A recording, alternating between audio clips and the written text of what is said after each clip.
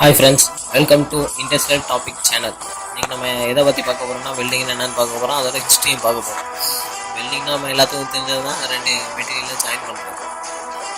இப்போ வெல்டிங்கோட ஹிஸ்ட்ரி பார்த்தீங்கன்னா வச்சுக்கோங்க, செவரல் மில்லியனியானா என்னன்னு கேட்டிங்கன்னா 1 மில்லியனியா 1000 இயர்ஸ். இப்போ செவரல்லாம் பல ஆயிரம் இயர்ஸ்னு அர்த்தம். கிளாக்கஸ் ஆஃப் சியாஸ் அவர் தான் அயன் வெல்டிங்கை கண்டுபிடிக்கிறாரு. அந்த வெல்டிங்கை கண்டுபிடிச்சி அயன் பில்லர்னு ஒன்று கன்ஸ்ட்ரக்ட் பண்ணியிருக்காரு. அது எப்போ கன்ஸ்ட்ரக்ட் பண்ணாருன்னா 310 AD. ஏடினா என்னன்னு கேட்டிங்கன்னா அலோடாமினி நம்ம எல்லாத்துக்கும் தெரிஞ்சிருக்கும். கிறிஸ்து பிறந்ததுக்கு அப்புறம் ஏடின்னு சொல்லுவோம். கிறிஸ்து பிறக்கிறதுக்கு முன்னாடி BC, before Christ. Iron pillar அதோட வெயிட் எவ்வளோன்னு கேட்டிங்கன்னா 5.4 மெட்ரிக் டன்ஸ். எக்ஸாக்டாக சொல்லணும்னா 5400 kilograms. In 1514 வெனோசியா பிரிங்க்யூசியா அப்படின்றவர் தான் ஃபோர்ஜ் வெல்டிங் பற்றி ஒரு புக் எழுதியிருக்காரு. அந்த புக்கு பேர் என்னன்னு கேட்டிங்கன்னா டிலா பிரோடெக்னிக். ஃபோர்ஜ் வெல்டிங் அப்படின்னா என்னென்னு பார்த்தீங்கன்னா, ஒரு நம்மளுக்கு எந்த பீஸ் வந்து வெல்ட் அடிக்க போகிறோமோ அந்த பீஸை ஹை ஹீட்டில் ஹீட் பண்ணிவிட்டு அதை மெல்ட் விடக்கூடாது. மெல்ட் ஆகிறதுக்கு முன்னாடி ஹீட் பண்ணிவிட்டு, அது இப்போ வந்து ஒரு மெட்டீரியல் வந்து உருண்டையாக இருக்குது, நம்மளுக்கு ஃப்ளாட்டாக வேணும்னா அந்த இடத்த ஹீட் பண்ணிவிட்டு ஹேமரில் போட்டு ஹெவியாக அடித்தோம்னா அந்த இடம் ஃப்ளாட் ஆயிரும்.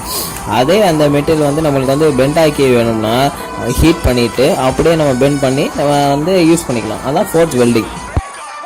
இன் 1800 சார் ஹிம்ப்ரி டேவி அப்படிங்கிறவர் தான் ஷார்ட் பல்ஸ் எலக்ட்ரிக்கல் ஆர்க்கு கண்டுபிடிக்கிறாரு.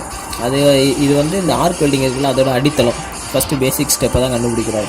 அப்புறம் வந்து இன்னொரு 2 years கழிச்சு வந்து 1802 என்னாச்சுன்னா ரஷ்யன் சயின்டிஸ்ட் ஒருத்தர் வாஸ்லி பெட்ரோவ் அவரோட கண்டினியூஸ் எலக்ட்ரிக் ஆர்க் கண்டுபிடிக்கிறார். இதே மாதிரி பழைய ரெவல்யூஷன் ஆகி தான் ஆர்க் வெல்டிங் மிஷின் மெத்தடை கண்டுபிடிக்கிறாங்க.